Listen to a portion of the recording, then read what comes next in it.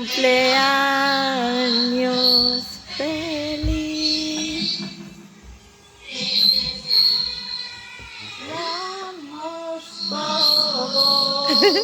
422 años. Papá. ¡Sopla! No llores, no llores. ¡Bravo!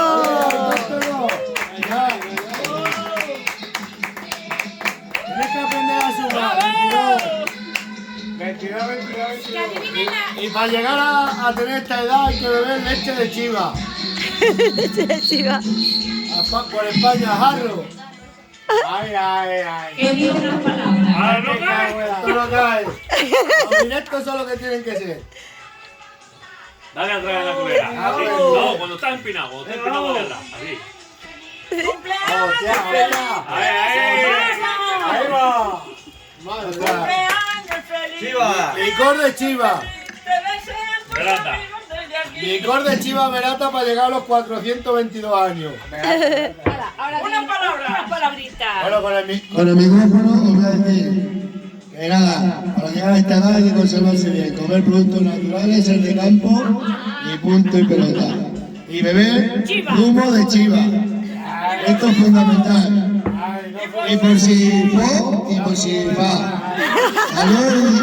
Saludos para todos mis amigos. Venga, En especial, aquí tenemos a Isa, Fernando, María, ¿cómo se llama la primera? Javi. A todos, ya no me acuerdo. Salud y fuerte luz.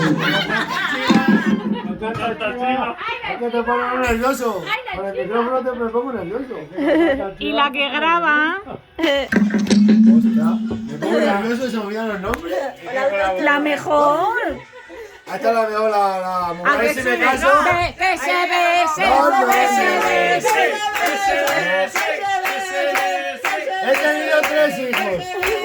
Si le doy otro beso, tengo otro, ¿no? Esta que me da un beso, dale un beso a la mujer. Pero como me saca otro dagar, me separo. Es que ya tengo 3 hijos y he dado un beso a la mujer que han embarazada, así que no puede ser. Los sementales es lo que tiene, que no fallamos. Se acabó.